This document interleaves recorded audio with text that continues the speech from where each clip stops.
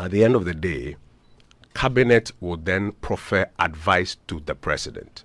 Our cabinet here in Ghana is an advisory body. Now all those who contributed to the mess are trying to run away as if they were not part of it. People have begun saying, oh, they were not in charge, they were not listening to them and all that. All of them, they inside. Jack Toronto and all his small brothers, all of them are part of the mess that we're going through. None of them can escape responsibility.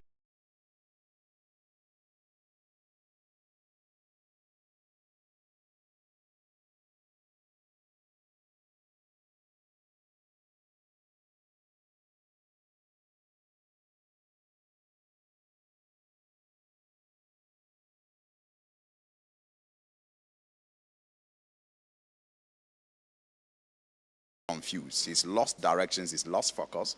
The deception is no longer working, and I think that this new trick is just what it is, a trick. That is what the minorities say about the vice president's speech the other time. They call it a trick. And this is how we begin the conversation. Connecting with me, I have some really brilliant minds to help me discuss this. Julius Kwame Anthony is the former NUK's General Secretary and also an activist. Julius, it's good to have you back on the show today. Thank you very much, Kwaku. Well, I've also been joined in studio by Kwesi Botry. Kwesi Botry is a communicator. Kwesi, good to have you. Kwaku, good to be here. Well, Kwesi is a regular on the show, but this is the first time he's joining us in studio. It's good to have him connect with us. Emmanuel Owuswe J is a Ghanaian studying in the United States. Emmanuel, good evening and thanks for connecting with us. Hi, Kwaku. A very good evening to you and your listeners as well. And thank you very much for having me. And then grateful. Introducing to the show, Alfred is a data analyst and has been analyzing some of the data Dr. Bawumia put out in his speech. If you're on Twitter, you'll see some of the key data he put out. Alfred, good to have you join us. Good evening, Kwaku. I hope you can hear me. And good evening to your listeners as well. Thanks for having me. Right. So, Alfred, I want to start right from you. I mean, you've been poring over the data that Dr. Mahmoud Bawumia put out. What are your general impressions about what he says he's going to do vis-a-vis what he's doing now and the reality, the feasibility of it all, and the general sense you get listening to the vice president? Well, thanks. I think when you look at I want to talk about the taxes, right? The ones that he says he's creating the fiscal space and he's going to be able to abolish them. I think it's possible to do those, right? And when you look at the fundamental thing here is really about fiscal consolidation, right? And from a policy perspective, there are two levers. Like either you do a combination of increasing revenue and reducing spending, right? And so when he says that he is going to be able to create a fiscal space to abolish these taxes, you look at the fiscal impact of those taxes. For example, the gambling and the emissions tax alone, according to government, is supposed to generate about 0.13% of GDP.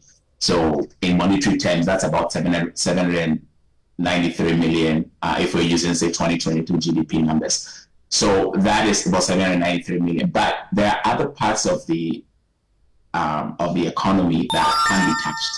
And one of them that I can think of is, as a low-hanging fruit, is expenditure rationalization and expenditure management. So if you look at how much money is spent on things like allowances, right? So if you look at even government allowances, I give you an example. In 2022, the government spent 915 million cedis on what I call frivolous allowances, like fuel allowances, housing allowances, those kinds of allowances. So go back to the 0.13% of GDP that I said was 793 million cedis. They're right now. Like if you get rid of those allowances, you have that fiscal space.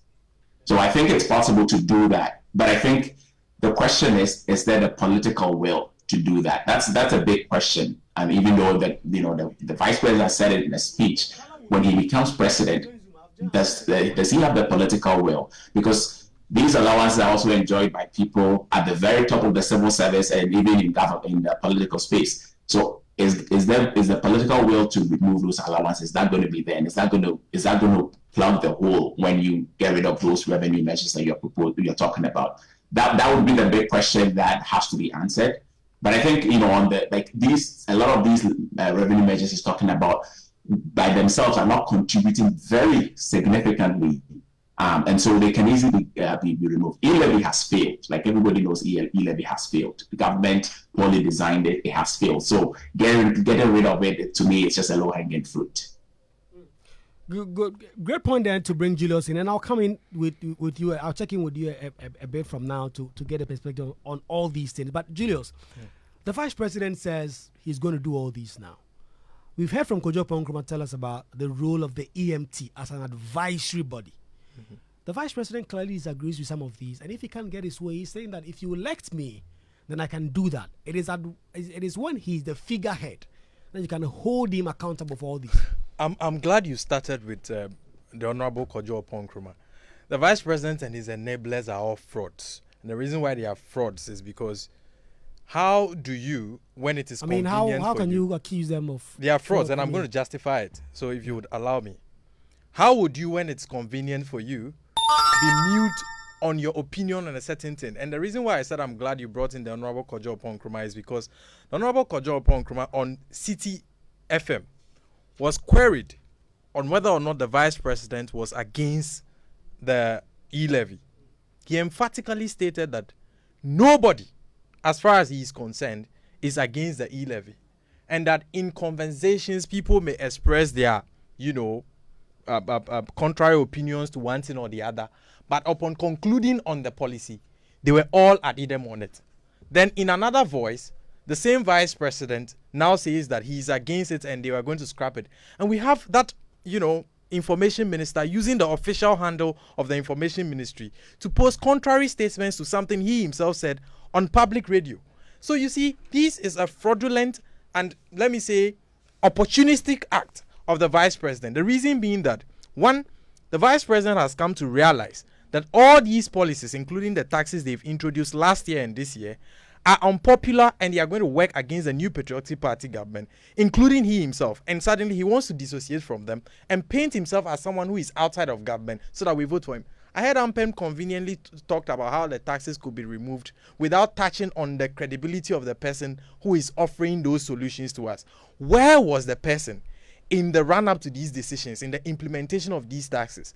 We have members of parliament of this same government who went on to impose this tax. They went to fight for it. And to remove the tax, you need them. Is Ampem aware of that? That you need members of parliament to remove the tax because taxes are imposed by legislation. And you need legislation to repeal legislations. So the same people who went to fight to impose the thing were the same people who were giving standing ovations to the Vice President when he is promising to remove the taxes in exchange for votes. This is fraud. And when we talk about how fraudulent the conduct of this Vice President and his enablers are, then they tell us that he has his own vision. Fraud. You have a legal background. You understand that.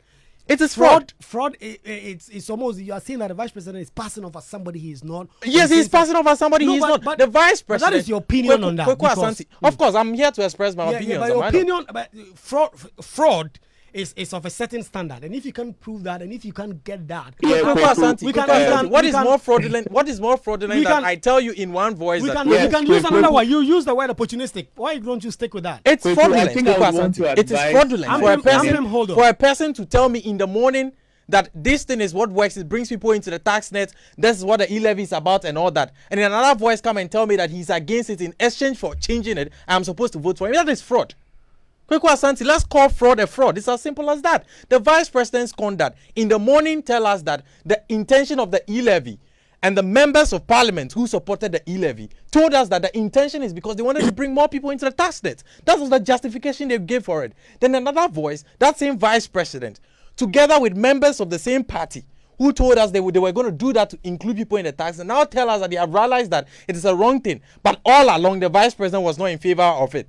And that if we vote for him to become president, it is fraud, Kwaku Asante. There's no other way of putting it. It's as simple as that. It is fraud. The act of now coming to be opportunistic. Because you see, when you look at the conduct of this Vice President, when he was running in 2016, he knew very well the role of a Vice President.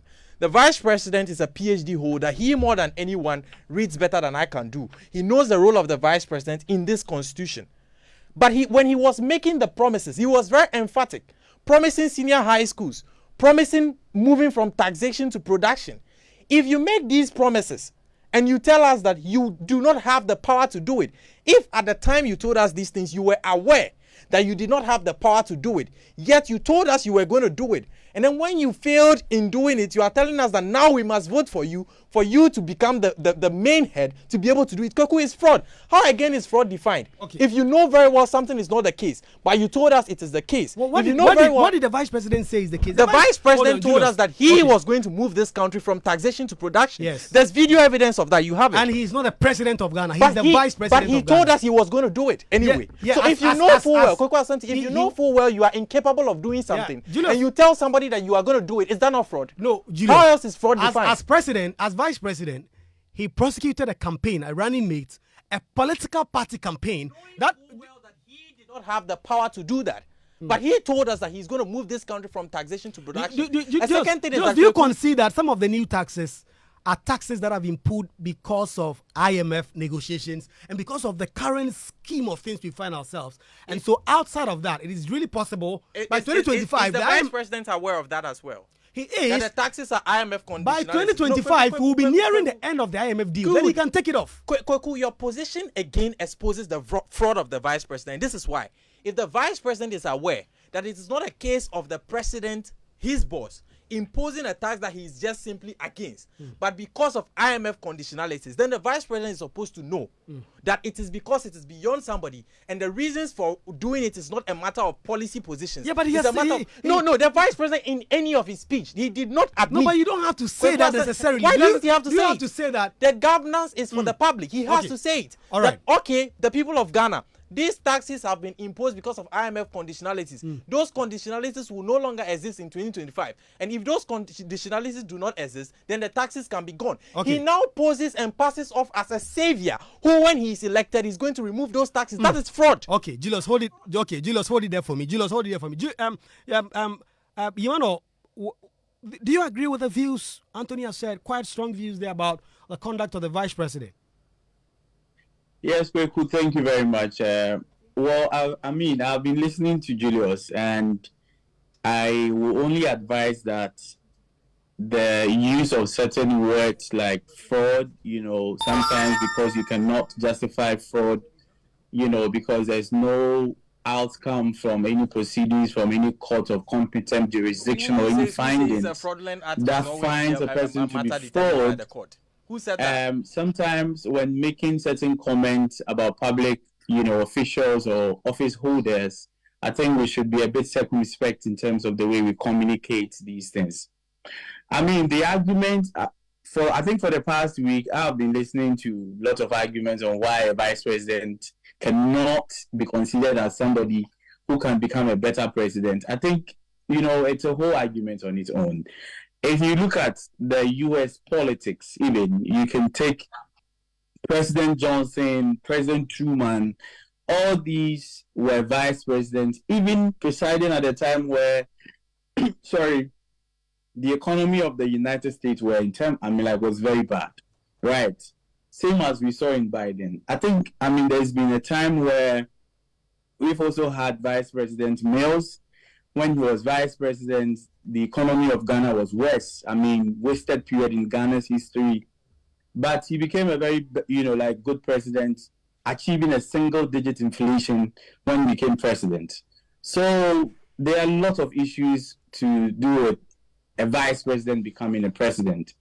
I think that I would want to comment on Julius's point on the fact that, the vice president has come to promise the takeaway of certain taxes, which he knew possibly he wasn't in power to do. So in taxation, possibly there's a period or there's a time where the country needs to implement certain policies in terms of even tax policies so that we can achieve, economic development or achieve a target. And mostly, possibly after the phase passes out, those taxes could be taken out. You understand? So maybe, for example, e-levy, because we were facing economic challenges after COVID, right? We have the IMF imposition on, certain things. So possibly after the phases passes, the vice president has the right to say that I can take those things out. But it does not say that, and I think clearly the vice president did not also say that. I disagreed with the implementation of an e-levy or with the imposition of a certain tax. But then he said taking off a tax is not the same as you disagreed or you agreed at its implementation. So if you ask me, I think that it's a whole argument on, be open to the intellectual debate and all those. But then, speaking to most of the things that the vice president said, I was actually, very happy hearing him say that he actually would want to build a very good digital economy and to make Ghana a digital hub. And one point that he actually mentioned that really caught my attention is the fact that his government, when voted into power, would want to train over 1 million youth in digital and IT technical skills. So I recall somewhere last year, I actually wrote a column on, I think Asase Radio in Ghana or in other places, why we have lots of Ghanaian youth working for big corporations in Canada, in the United States and all. These youth are able to do this because they have the digital skills to do so. In terms of software, coding and all those, we have great young people in Ghana working for great institutions. So if the vice president say that he would want to build 1 million youth like that, and Kwaku, you agree with me that in the next decade, our continent, like the continent of Africa, and that will definitely have a reflection on Ghana's population growth. The average age of, people will definitely be around 17 years in Africa, of which definitely will sink into Ghana's population growth. So if it is, the vision of a presidency to say that I would want to train 1 million youth, and we know that we are in the digital revolution world. We've had the Manchester industrialization past. This time we are in the digital revolution world, and the world needs, great minds to be able to solve complex challenges that we face every day. So I think that, it's actually a very good idea for me because it's something that is generating crazy income for economies, right? If you also look at even the world population and how our growth has been, the world population is aging. China is aging, Germany is aging, Europe, everywhere you have average age being around 38, 42, 40. So if the African average age should be around 17 years for the next decade, and there's a policy like this to train us to have a foot in there when it comes to the digital revolution, I think it's a policy that I would want to applaud him for. Good point that you make then. Before I come to you, Kwesi, let me go back to Alfred. And Alfred, if I look through some of the data you've been mining and the data you've been analyzing on your Twitter, a number of issues have come up. Look at the employment data that the vice president put out, the taxes he talks about. First, I want to take your view on the digitalization, and that is where Emmanuel ended about what a big changer it will be. But if you look at the vice president profile as has been put out generally in the lead up to the 2016 election and now, do you think the vice president can really make a segue from really talking about the economy and being the economic voice that he has become known for to just be an IT, and you can box that with the employment figures as well as the taxes, and whether or not these are taxes we can just remove because of these IMF conditionalities? Yeah, thank you, Kwaku. And I think there's something I want to clarify. The taxes themselves, like I keep hearing people say they are IMF conditionalities and all of that. The taxes themselves are not IMF conditionalities. I think it's something that we have to clarify. So what is happening is IMF says do fiscal consolidation, right? Reduce your deficit and don't accumulate debt. That is the objective. And like that's why in the introduction I said there are two main levers that you have to pull, and you do a mix of both. So the tax government said, okay, this is my medium-term revenue strategy. These are the things that I'm going to do to raise revenue. The other part of it is expense rationalization, and I don't think we have talked a lot about that. And I think, we talk about the taxes and all of that. You have to think about the policy environment right now. After the cost of living crisis, after the DDEP, the domestic debt exchange program, businesses and individuals have lost valuable resources as a result of this restructuring of domestic debt. And then looking at this environment and introducing more and more taxes, right, as one of the levers that you are pulling in order to meet this target. Because really the quantitative performance criteria is the primary fiscal balance. That is the target. So all these ideas about the taxes are IMF conditionalities. In fact, it is the government of Ghana that developed its program, and then the IMF funded it. And one of the criteria that the government will be evaluated on is the primary balance. The primary balance has two ways that you change it. Either you increase your revenue, or you reduce your expenditure, or you do a bit of both. Government has focused a lot more on new taxes, given even within the current context that I've given. So that's the clarification I want to make, that the taxes are not IMF conditionalities. It is government that is using them as levers to try to address the whole idea of the primary balance needing to have less deficit. So that is that point I just wanted to clarify. Sorry, I think I would also want to comment on that. Yeah, I'll come back to you. I want you to let Alfred make the point. I'll come back to you. Please hold your horses. Make the point down. I'll come back to you. Yeah. So now back to the whole issue of the numbers and the digital economy and all of that. So I will preface that by saying that in the Ghanaian policy space, there's a lack of proper evaluation culture. And the reason I say that is that there's always the overarching theme is that politicians are generally assessing the impact of their interventions wrongly.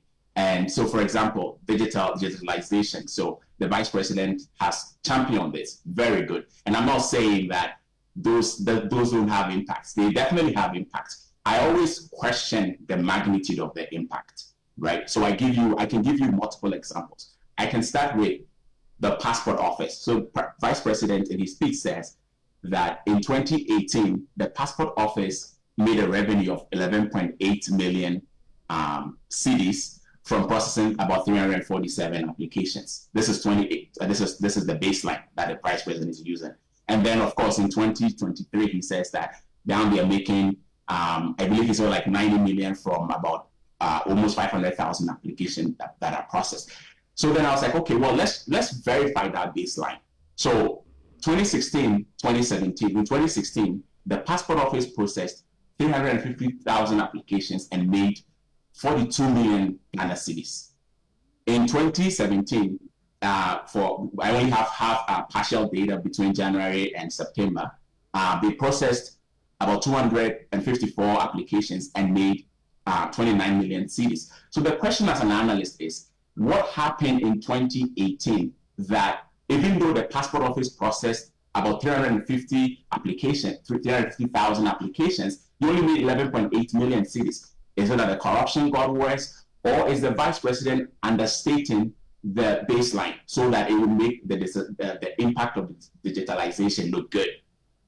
That's a question that I ask. I can give you another example of ECG. So vice president says, ECG was making about 450 million cedis a month. After digitalization, it's now making 1.2 billion cedis a month. It's like, okay, let's check the data. Because if you look at tariffs, like average utility tariffs over the last year have increased by about 100%. So if utility prices have increased by about 100%, right? Can we reasonably say that because we did digitalization, that is why the revenue has increased? I don't think so, because the cost or the end user tariff has increased by about 100%. So even if we were making about 450 million cedis before that, which I even doubt that because the data doesn't support that. The data supports that they actually were making more than that. But let's use that for argument's sake. If you look at that, you double tariffs. Of course, the revenue should increase, but right here is the vice president telling us that digitalization has increased that. So I personally don't have issues with the digitalization agenda. I just question the magnitude of growth that are supposed to have been recorded. Yeah. And that's just a common theme with every government sort of evaluation of interventions. employment. You've seen me talked about the employment data so many times. Yeah. Vice President said we've created 2.1 million jobs. So the Vice President said that earlier in 2023. I think it was in May or something. I wrote an article about that. And then the data that he put out actually showed 2.3 million. So in the budget, the budget that the finance minister presented, he said 2.3 million.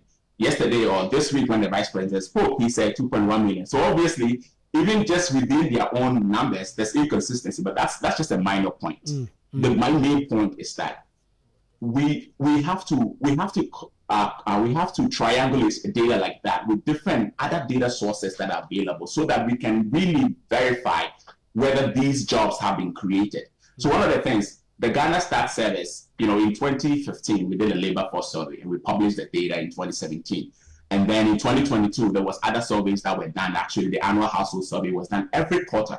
So when you look at that point, the difference between the number of people that are employed, and this is a longer time frame, 2015 to 2022, versus the vice president that's saying 2017 to 2022. But even in that longer time frame, the number of employed people was about 1.7 million. Now, remember, the 1.7 million is even employed in every sector of the economy, not just formal. When you look at the vice president's facts and data that was put out, which was basically just an Excel snippet that he posted on Facebook, it showed that a lot of those jobs, the jobs are from like ministries, departments, and agencies, and then the private formal sector.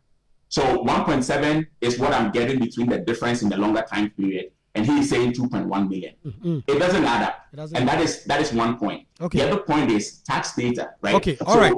Alfred, please hold it there for me. Let me hear from Kwesi Boche. Kwesi Boche, Julius has spoken, Emmanuel has spoken, and Alfred has just spoken. And I'll go to Dr. Abner Boateng in a moment.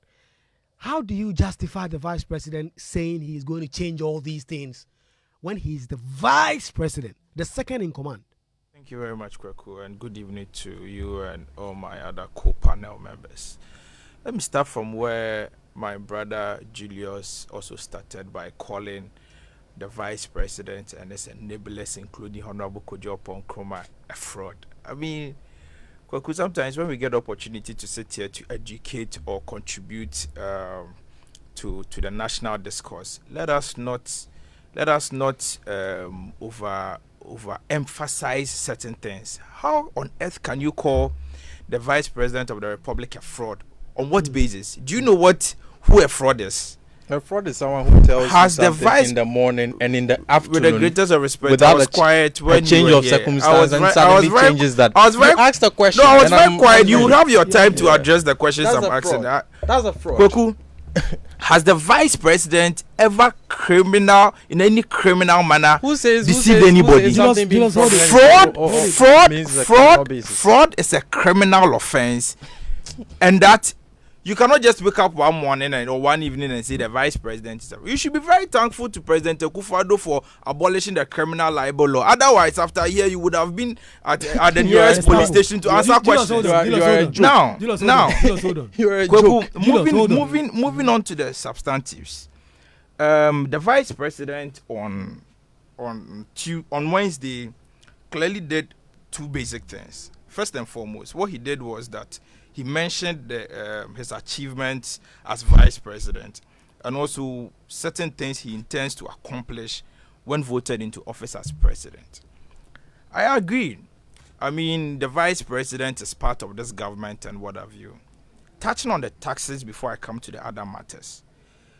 Clearly, if you read the vice president's document at paragraph 124, Kwaku, the vice president mentioned that the emission levy and the COVID-19 levy, the gambling tax and what have you have been imposed on Ghanaians due to certain conditions that we find ourselves in now.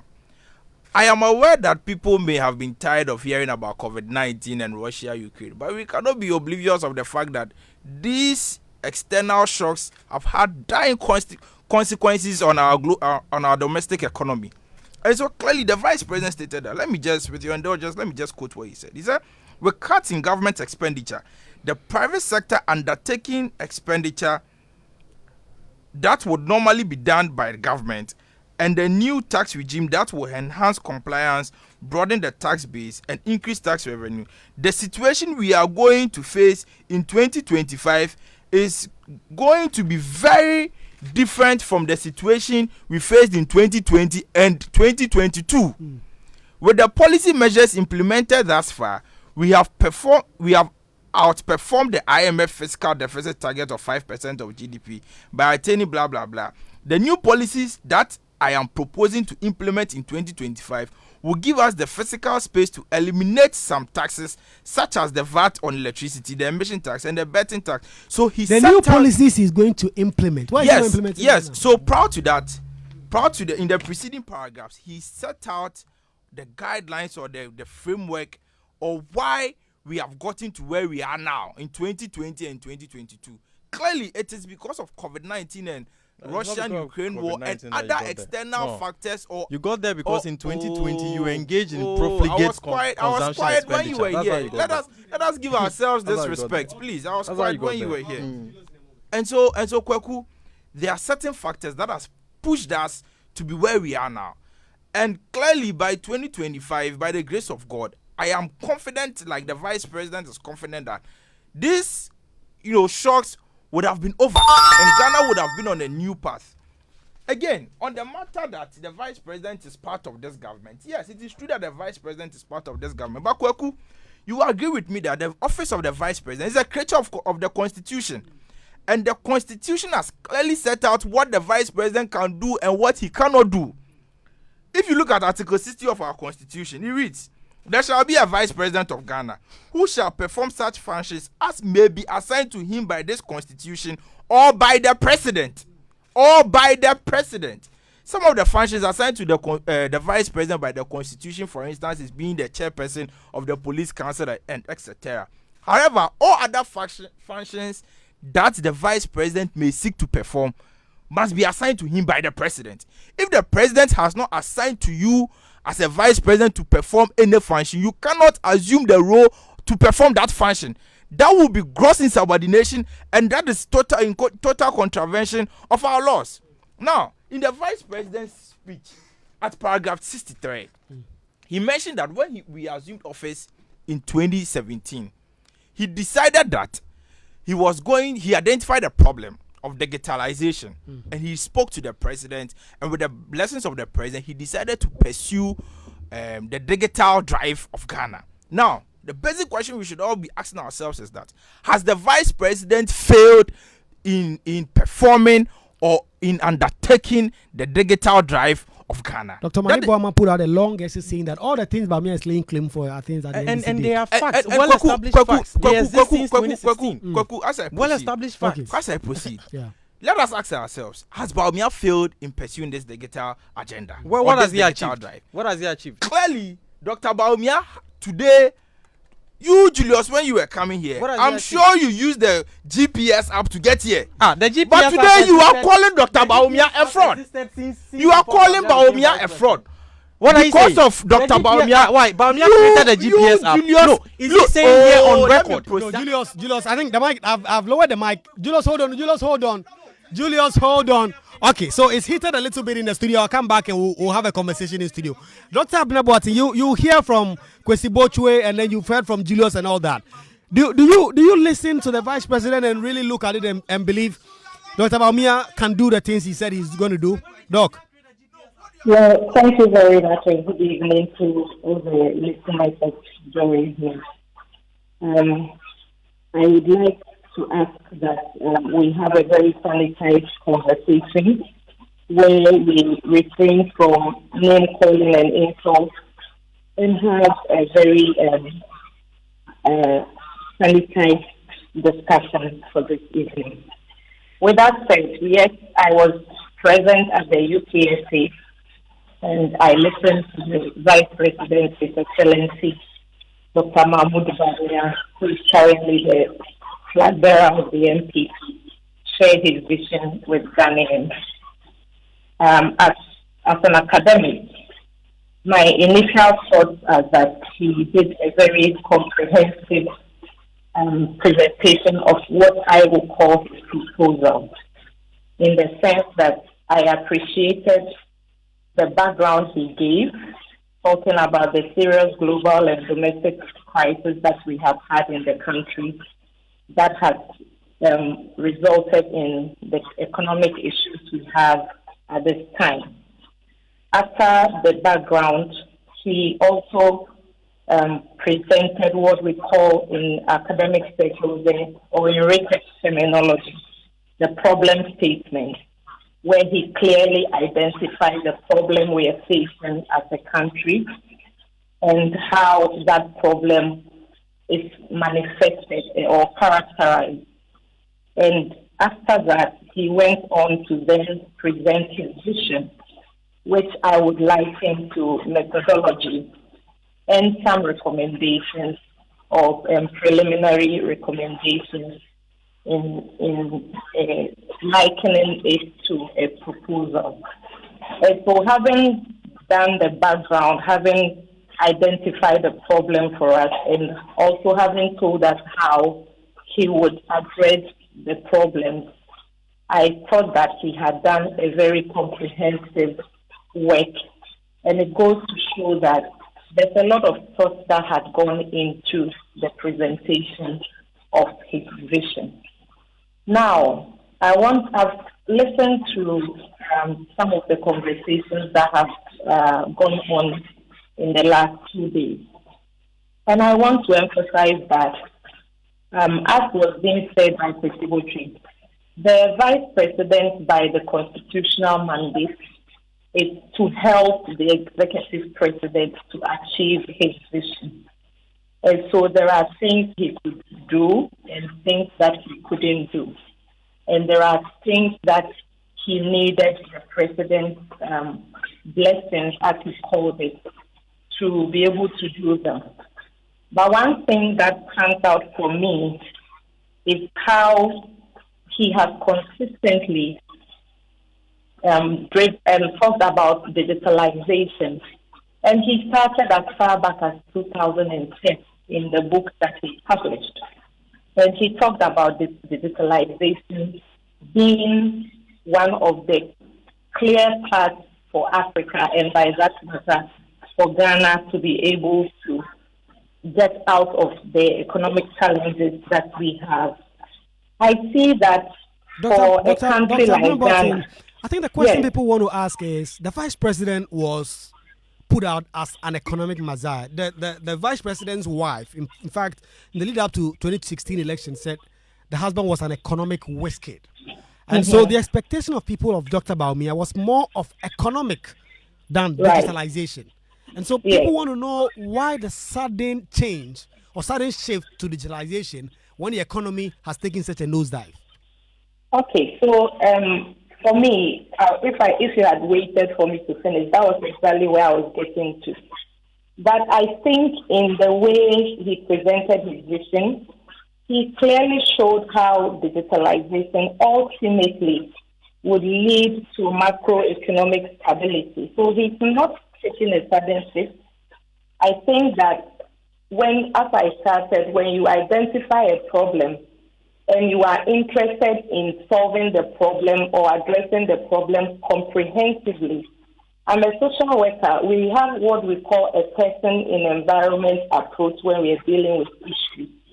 What we do is we don't deal with the issue at the time that it is happening, but we go back into the precedent factors that gave rise to the issue currently.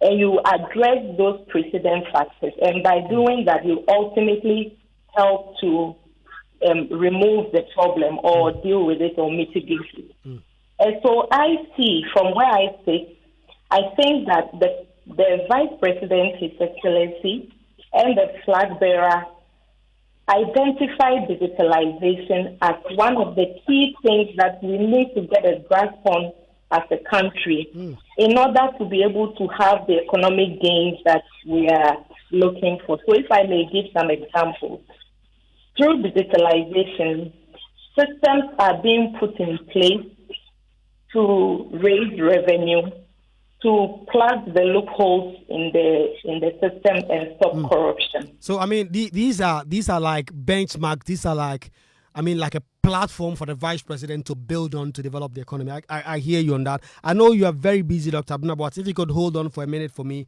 I know you've taken off some busy schedule to be with us. I'll come back to you again. Julius, you've heard from Kwesi Bocho, you've heard from Dr. Abuna saying that the vice president, in fact, Dr. Abuna has actually given us a certain academic treatise of the vice president's speech, what he sought to do and what he has done now.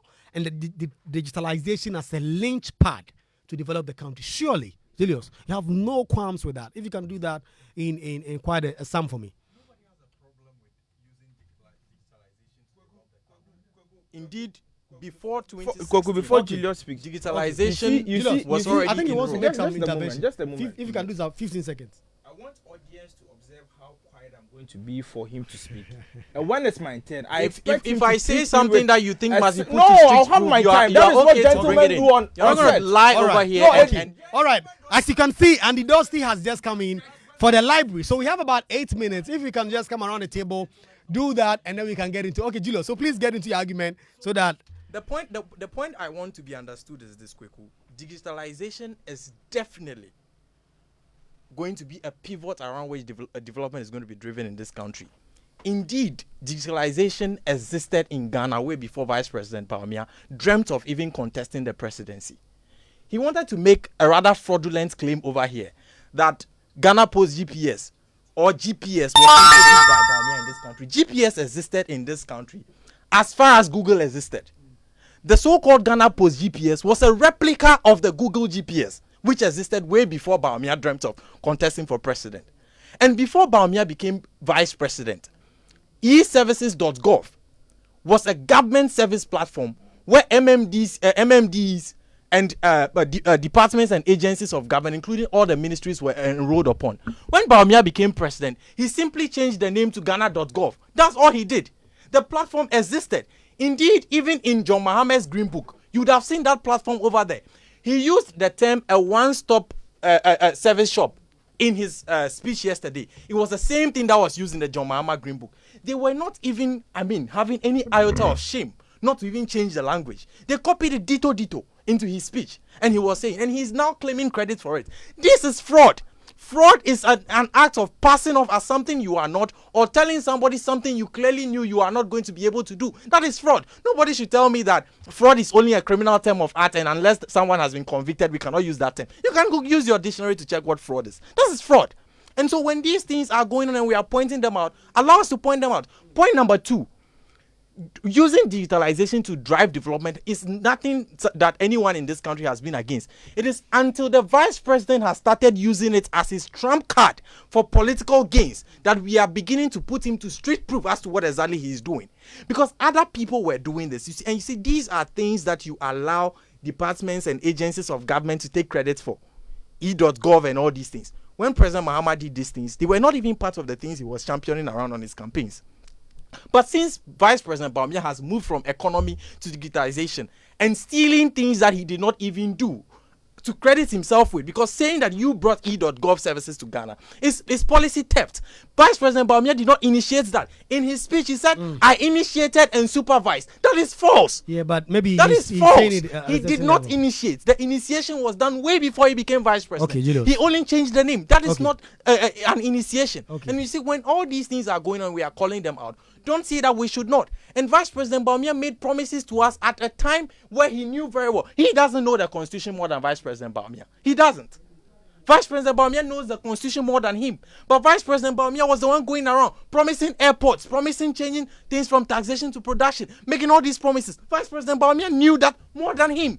And if the person who knew that more than him made those promises, and we are holding that person now to street proof, and you are telling us that we dare not do that, and you are reading Constitution to us. Okay, Julius. All right, Julius, please hold on. Okay, good. Hold on for a minute. Kwesi, how do you respond? No, if you want to go on personal tangents, we are going to go on personal tangents over here. There is nothing like arrogant presentation over here. Okay, guys, Julius. Okay, guys, we have just 5 minutes. So if Kwesi can make that point 2 minutes, I can go on to my Zoom and phone lines, and then we can wrap it up. If you go on the tangent of arrogant the point is that those things, I'm not Dr. Julius, hold on, please. Okay, good. Cabinet. Clearly, EMT is not even a creature of Constitution. EMT does not have any binding authority on But politically, anybody, he was not even the president. Kwaku, Julius, please allow the gentleman to make his point. Great. Julius. What is this? Julius, What are you doing? Okay, good. This is very uncivilized of Oh, you. guys, gentlemen. Yes, this is very uncivilized. Gentlemen, Because I was very gentlemen. quiet when he was speaking. Kwesi, can you make the point? So- Julius, hold on and for a so- minute. Julius, and- please hold on for a minute. Please. There is no proof that the NDC, clearly there is no proof that the NDC initiated the Ghana Gulf project. There is no proof to that. It was a sole initiation and it was supervised by the vice president. Let him make his point. We'll fact The check him when we have- uniqueness- Please make. Kwaku, Please Kwaku, let him make his point. Please, Julius, I beg you. Kwaku, All right. the unique identity card, as enrolled by President Kufuor, between the space of 2009 to 2016, only 900 cards were issued to Ghanaians. Currently, 70 million cards have been issued to Ghanaians. The digital property address system. This was a policy or a project initiated by Vice President Dr. Bawumia, and clearly now it is in place. Again, the mobile money interoperability. Today it is working. This is a drive that was initiated and supervised by Dr. Bawumia. And again, the drone delivery services. Under NDC was there drone delivery services. There was none. So Kwesi, is that all right? Kwesi, hold on. Kwesi, hold on for a minute. Kwaku, just a minute. Dr. Bawumia 15 seconds. is a man of vision. Dr. Bawumia is a man on his own, and no amount of lies by the NDC and their paid young boys would be allowed to disrupt. Right. Thank you. Papani has joined me in studio with a number of comments that we can go through. Julius, please hold on. Papani, what are some of the comments that people have been sending us? If you can run that through that. Great, quickly, let's run through this. So this one, Godwin, connecting from Pillar 2 Domi, he says, so those saying Baumia's digitalization is the benchmark and must be commended. What about the one who saw the future and started laying the infrastructure to the backbone for this cause? Now, let's go to Tinkran, who says that the assertion that the vice president is completely innocent and never to be blamed for any of the failures of the current government is really never an acceptable one. Thank you very much for sending us that message. Final one here. Kwaku, I'm not able to read this one. All right. Yes, then okay, have this. Kwaku, let me. So it says, listening to Dr. Bema, I became dumbfounded as he dissociated himself from Nanado's led government, now promising to do away with e-levy and voted into power. Well, Bawumia can be trusted. That's what the answer. And this is coming from He didn't have his name. David, Okay. yes. Right, I have this. This one too does not have his name. He says, Kwaku, tell the MPP guy he should stop defending Dr. Bawumia. The vice president did not survive with economics and is seeking refuge under the canopy of digitalization. Even if a kangaroo was president, digitalization would take a normal turn. We are tired. Well, this is how we end the show today. It's been a really incredible conversation about the vice president's speech and how the country will be shaping up ahead of the 2024 election. It's a conversation that we would love to have a part 2 of if we get a time. And Alfred, thank you so much for your insight. I think you had a lot more you wanted to share. We'll get back to that. And Dr. Boateng, incredible positions you made to us, and we'll get back to it. Kwesi Bochue and Julius Anthony joined me in studio. Emmanuel Ampim was also on Zoom as well. My name is Kwaku Asante. I'll be back again next week with Ghana Connect. Andy Dusty is up next with